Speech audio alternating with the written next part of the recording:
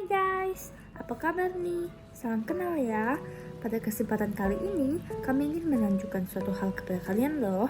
Selamat menonton. Jadi di sini kita akan membandingkan dua macam perusahaan dan kita akan lihat perusahaannya masing-masing ya. Jadi selamat menonton.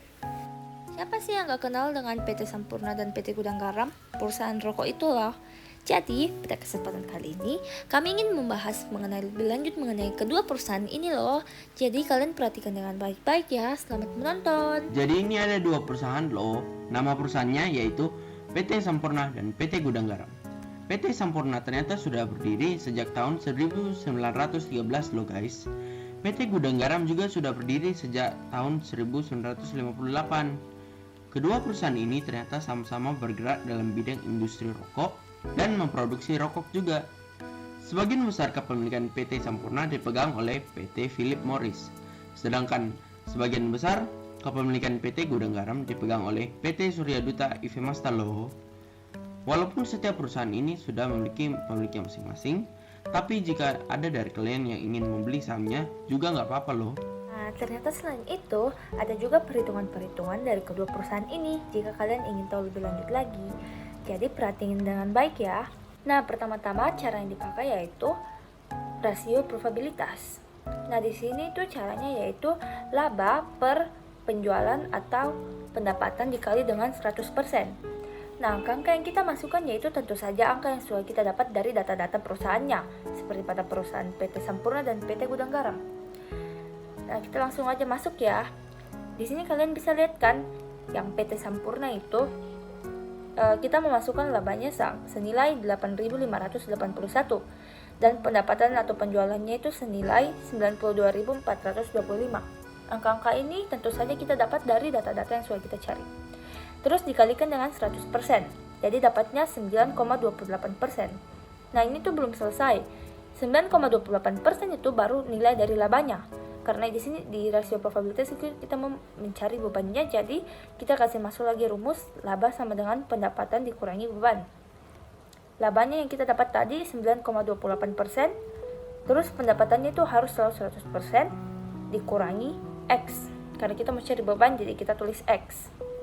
Nah, pindah-ruaskan X ke depan, jadi X sama dengan 100% dikurang 9,28%, hasilnya 90,72%. Begitu juga dengan PT Gudang Garam. Caranya sama, tapi hasilnya tentu saja berbeda karena data nilai yang didapat itu berbeda. Jadi di Gudang Garam kita dapat hasilnya 93,32%. Nah, kita langsung lanjut aja ya ke bagian yang kedua. Yang kedua itu namanya rasio likuiditas. Di sini cara yang dipakai yaitu kas per hutang lancar.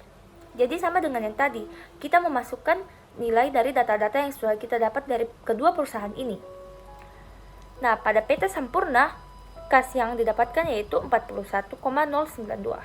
Sedangkan hutang lancarnya yaitu 16,744.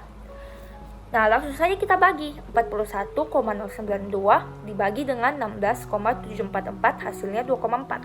Nah, di sini saya tulisnya 2,4 banding 1 agar kita bisa mengetahui bahwa kas yang dimiliki perusahaan ini itu sebanyak apa dan bisa membayar hutang atau tidak.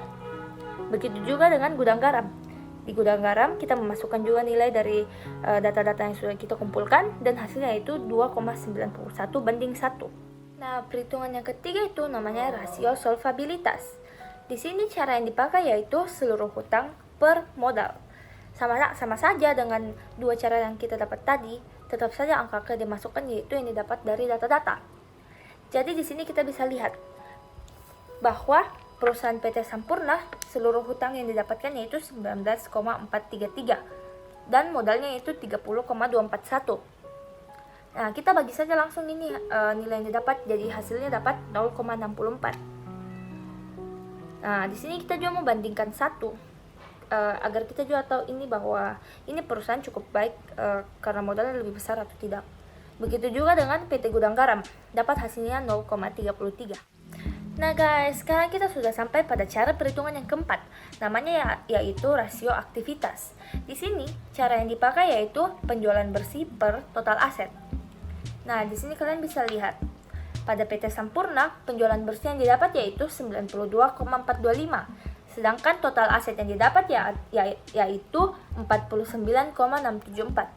Nah, di sini langsung saja kita bagi ya. Jadi kita dapat hasilnya 1,86. Berarti aset turnovernya itu 1,86. Begitu juga dengan PT Gudang Garam. Di Gudang Garam kita dapat hasilnya 1,46. Berarti aset turnovernya adalah 1,46. Nah guys, sekarang saya akan menjelaskan dua makna dari 4 cara perhitungan tadi. Nah, yang pertama yaitu rasio aktivitas. Jadi pada tahun 2020, aset turnover PT Sampurna itu lebih tinggi dibandingkan dengan aset turnover dari PT Gudang Garam. Hal ini disebabkan karena jumlah pendapatan atau penjualan bersih Gudang Garam itu lebih tinggi dari Sampurna, tetapi total aset dari Gudang Garam juga lebih tinggi dari Sampurna, yang berarti dari setiap Rp1 aset merek Sampurna itu mampu membuat penjualan Rp1,86 di saat Gudang Garam hanya mampu membuat penjualan Rp1,46. Jadi yang kedua adalah rasio likuiditas. Jadi ini adalah cara-cara perhitungannya seperti yang sudah saya lihatkan tadi. Pada tahun 2020, PT Gudang Garam itu lebih baik daripada PT Sampurna dengan nilai uang kas yang dimiliki untuk Gudang Garam senilai 2,91 dan Sampurna senilai 2,45. PT Gudang Garam bisa memiliki kas yang lebih banyak dibandingkan PT Sampurna karena dari data yang sudah kita kumpulkan dan dapatkan itu, tahun 2020, kas yang dimiliki PT Gudang Garam lebih banyak daripada kas yang dimiliki oleh PT Sampurna. Jadi tentu saja, kas yang dimiliki PT Gudang Garam itu tentu saja akan lebih banyak dari kas yang dimiliki oleh PT Sampurna. Jadi, kalau saya pribadi sih, sebagai investor saya akan memilih untuk menginvest di Sampurna dibandingkan Gudang Garam. Dikarenakan Sampurna memiliki NPM atau profitabilitas yang lebih bagus loh guys, yaitu 90,72 dibandingkan Gudang Garam yaitu 93,32. Dan itu berarti laba yang dimiliki Sampurna lebih banyak daripada Gudang Garam, dan karena itulah beban yang perlu dibayar lebih sedikit dibandingkan Gudang Garam. Nah, maka perusahaan Sampurna bisa dilihat lebih efisien dari Gudang Garam, dan saya lebih memilih untuk menginvest di Sampurna nih guys. Nah, kalau kalian menjadi investor, kalian mau invest di mana guys? Dah guys. Thank you ya guys sudah menonton video kami. Semoga apa yang sudah kami jelaskan dan sampaikan dapat berguna dan bermanfaat untuk kalian semua. Terima kasih.